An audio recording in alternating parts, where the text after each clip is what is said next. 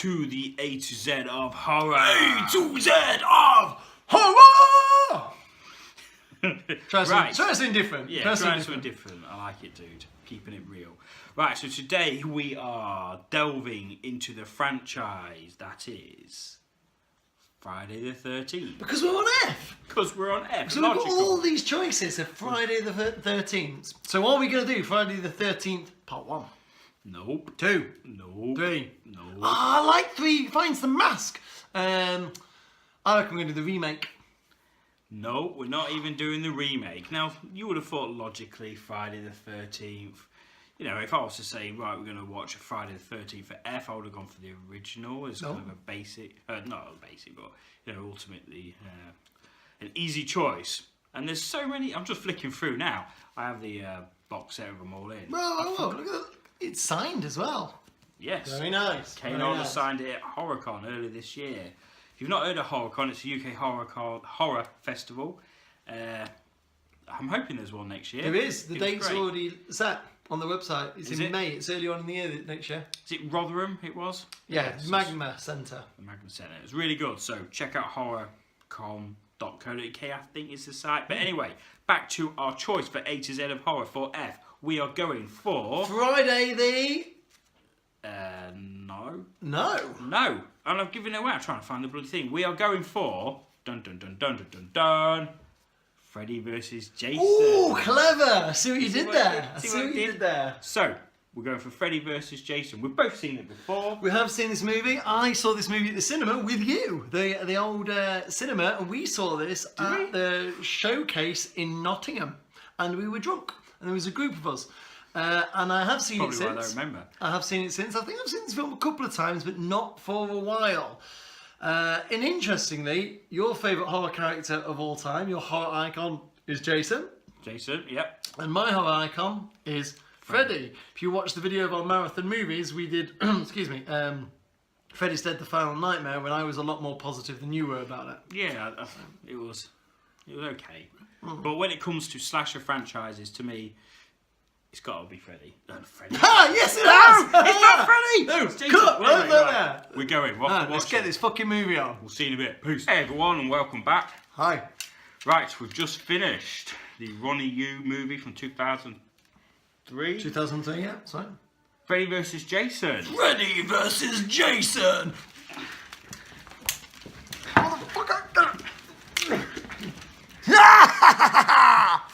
Right, so, our view. Can I just apologise for my saggy skin? You may notice that there's been a slight costume change. Have we? And this is my face latex, but it should all be stuck down, but I've literally just slipped it on instead of gluing it back. So, homemade, so there we go. So, I apologise for my dangly bits. Look like a turkey. It's like a ball sack. Just like a ball sack. Right. So, Freddy versus Jason. What do you want to say? Right, I'm going to hit with some positives. I'm going to start with some positives of this movie. And there are some really good positives in this movie. There were some really good positives in this movie. Okay, I'm not going to give my main positive, but some of the good positives are there are some good deaths. There were some good deaths. Very good deaths. Very good one-liners by especially Freddy. Very good one-liners in it. There's some good splatter. Yep. It's nice to get Freddy and Jason on the screen together. It does actually for fanboys, work. It's like, yes, they're on the screen. I like the fact they took the story back to certain elements of some of the original films, like the Freddy getting their power from people being scared of him, like that.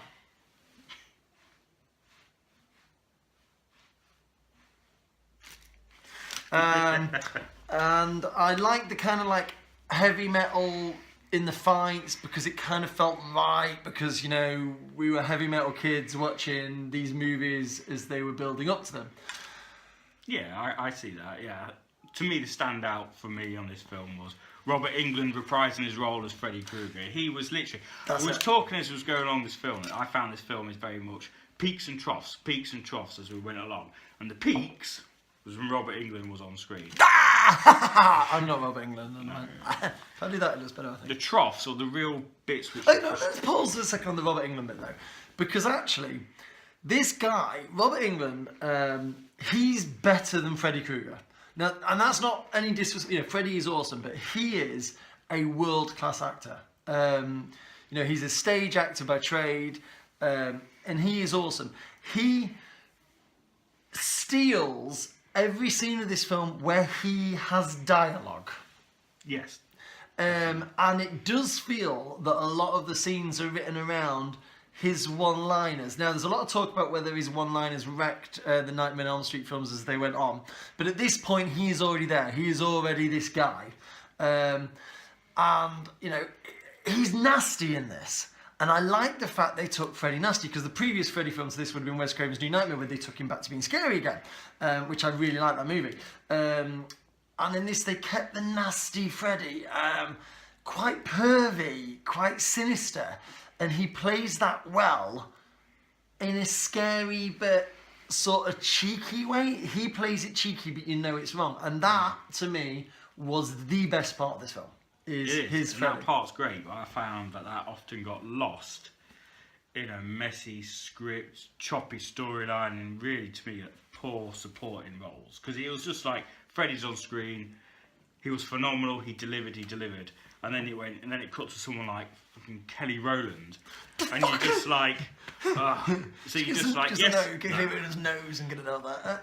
So the story is very basic, but the movie keeps telling you over and over again. Oh, the this exposition simplistic is awful. It's getting quite hot now. The film is a fucking mess. Whichever way you look at it, it's like, as a fan of both series, with the franchises, yeah, it is a mess. it doesn't gel together. Who was this film made for? Was this film made for the old school fans that knew it and grew up with the franchises, or was it made for a new breed of people that didn't know who either the two characters were, so they reintroduced them, or was it actually made for both? But I think it's made for both, because you can see the bits with the classic Freddy lines, and those scenes, especially where Freddy was first in like what we call the boiler house and went back. I found there's a bit for both, but if you used to weigh it up, I'd want to say that it's more made for new people introduced to the Freddy and Jason characters.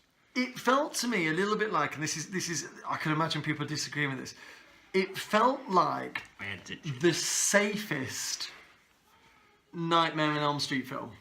Now, Freddy's nasty, and he's definitely nastier than he is in some of the later ones, but it feels safer as a film. It feels like, okay, I got a 7-year-old son who is desperate to watch a Nightmare on Elm Street, because you may or may not have realised, but my house has a lot of horror stuff around there, and this is how I dress on a Friday night. And I'm like, no, you are not watching a Nightmare on Elm Street. But do you know what?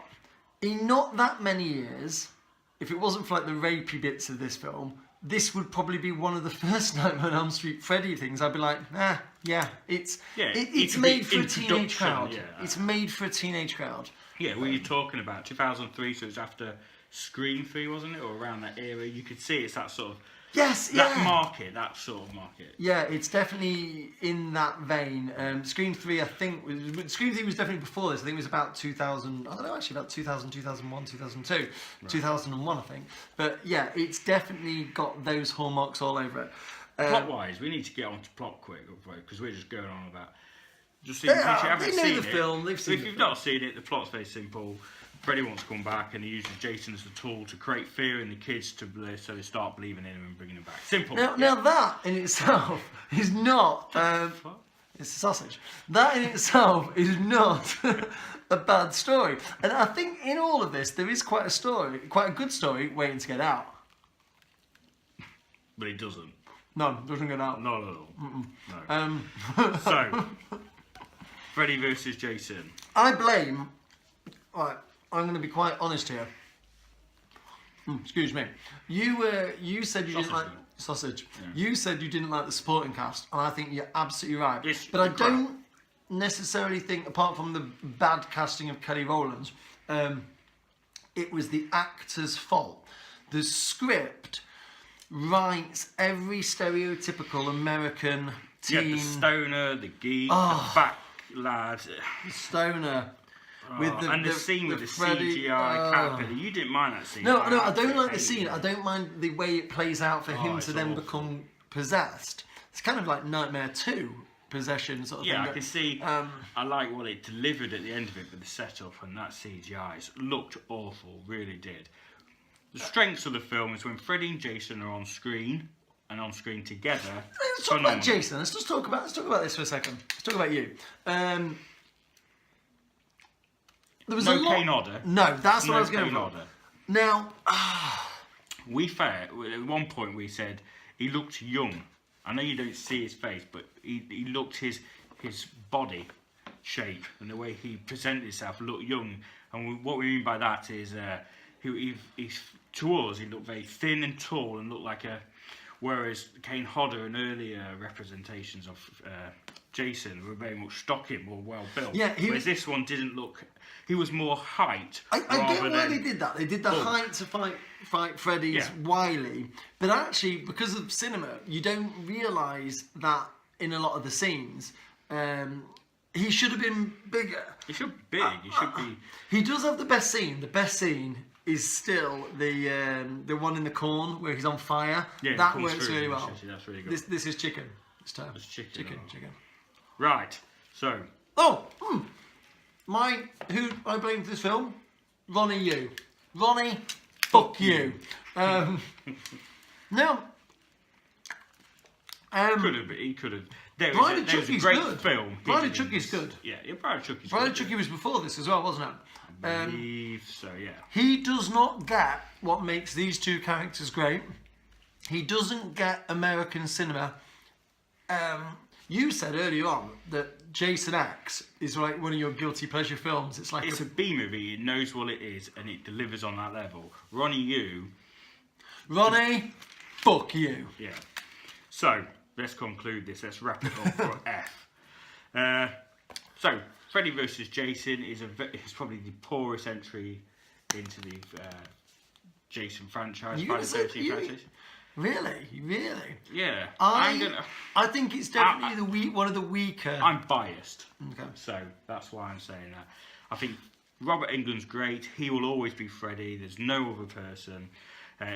I enjoyed it for the hour and a half. I'm sure about an hour and a half it was. I think there's a hidden gem of a movie in here in Freddy vs. Jason, but what we got was a fucking mess. Yeah. So, on that, I'm going to actually give it a 2 out of 5. Oh.